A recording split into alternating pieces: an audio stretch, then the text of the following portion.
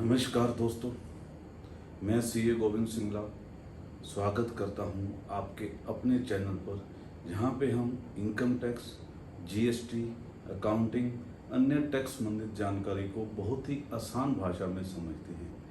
आज के लिए जो आपका अपडेट है, इनकम टैक्स रिटर्न, आप सभी को वेरियस चैनल्स के थ्रू ऑलरेडी पता लग चुका होगा कि ITR 1 और ITR 4 जो डिपार्टमेंट ने एक्सेस यूटिलिटी जारी कर दी है, हम रिटर्न भर सकते हैं।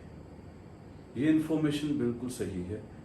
इनकम टैक्स डिपार्टमेंट ने असेसमेंट ईयर 25-26 यानी कि फाइनेंशियल ईयर 2024-25 के लिए ITR 1 और ITR 4 की एक्सेस यूटिलिटी उपलब्ध कर दी गई है। अब आप इनकम टैक्स रिटर्न भरने की तैयारी शुरू कर सकते हैं। जो सैलरीड पर्सन है, इंडिविजुअल्स है, 50 लाख से कम सैलरी है, ITR 1 भर सकते हैं। ITR 4 यानी कि जो छोटे व्यापारी, प्रोफेशनल्स जो प्रेजेंटिव इनकम स्कीम के तहत अपनी रिटर्न फाइल करते हैं under section 44AD, 44ADA, 44AE के तहत जो अपनी रिटर्न फाइल करते हैं ITR 4, वो अपनी रिटर्न भर सकते हैं। लेकिन इसमें कुछ बातें आपको ध्यान रखनी है। इस बार यदि आप ओल्ड रिजाइन में जाते हैं, कुछ डिडक्शंस क्लेम करते हैं, आपने कोई 80C क्लेम करी है, आपने कुछ इंश्योरेंस लिया है, आपने 80D में हेल्थ इंश्योरेंस लिया है, उसको क्लेम करना चाहते हैं, तो आपको पॉलिसी नंबर, इंश्योरेंस प्रोवाइडर से जो आपका कंपनी नेम है वो आपको डालना पड़ेगा। आप HRA क्लेम करते हैं, कहाँ पे रहते हैं, metro city, non metro city, आपको काफ़ी डिटेल देनी पड़ेगी सर। इस चीज़ को ध्यान से समझना है। यदि हम कोई पॉलिटिकल पार्टी का भी डोनेशन फंड शो करते हैं, तब भी आपको प्रॉपर डिटेल जाएगी कि आपने किस पार्टी का फंड, कैश, बैंक, कैसे, कितनी अमाउंट, कब, ईच एंड एवरी डिटेल आपको रेडी रखनी पड़ेगी। डिपार्टमेंट बहुत स्ट्रिक्ट हो चुका है। वो चाहता है कि आप फेक डिडक्शन क्लेम ना करें, और being a genuine tax payer हमें कभी भी फेक डिडक्शन क्लेम नहीं करनी चाहिए। और साथ ही एक जरूरी बात ये है, यदि आप अभी रिटर्न भरते हैं तो थोड़ा सा वेट कर लीजिए।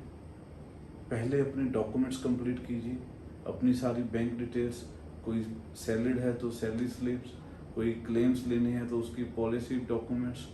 इसके साथ साथ आप अपना 26 AS, AIS, TIS से इनकम को मैच जरूर करें। अगर थोड़ा सा भी मिसमैच हुआ, हेड का भी मिसमैच हुआ, आपको नोटिस आ सकता है, आपका रिफंड रुक सकता है। और इसके अलावा यदि हम बात करें, आपका यदि कोई प्रीफिल्ड डेटा आ रहा है, आप उसको चेक करें। यदि AIS में कोई इन्फॉर्मेशन ज़्यादा आ रही है, आपकी वो इनकम नहीं है, आप उसको रिपोर्ट कीजिए। लेकिन यदि आपने थोड़ा सा भी मिसमैच किया और अपनी रिटर्न को गलत तरीके से भर दिया, अंडर इनकम दिखाई, कुछ भी ऐसा मिसमैच हुआ जो कि डिपार्टमेंट की नज़र में गलत है, लॉ के तहत जो अमान्य है, तो आपका नोटिस आना तय हो जाएगा। फिर भी हम सब कुछ कर चुके हैं।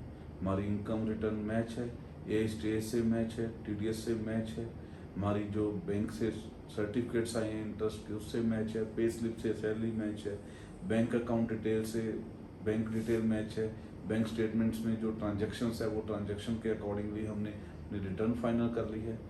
तो एक्सेस यूटिलिटी डाउनलोड कीजिए, उसकी JSN बनाइए और अपनी इनकम टैक्स रिटर्न आप फाइल कर सकते हैं। डिपार्टमेंट ने ये रिटर्न इसलिए जारी कर दी गई है ताकि जो कुछ असेसी हैं, जिनको वीज़ा के लिए रिटर्न चाहिए, जिनको लोन के लिए चाहिए, या अदरवाइज जिनको जल्दी भरनी है, तो वो अपनी रिटर्न भर सकते हैं।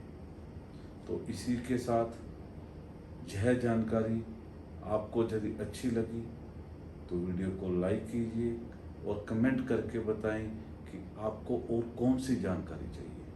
चैनल को सब्सक्राइब कर लें, और आपका यदि कुछ क्वेश्चन है, प्रॉब्लम आ रही है आपको रिटर्न भरने में, आपका डाउट है, तो आप उसको कमेंट सेशन में लिखिए। हम कोशिश करेंगे, आपके लिए वीडियो बनाएंगे। और इसी के साथ मिलते हैं नेक्स्ट वीडियो में। धन्यवाद।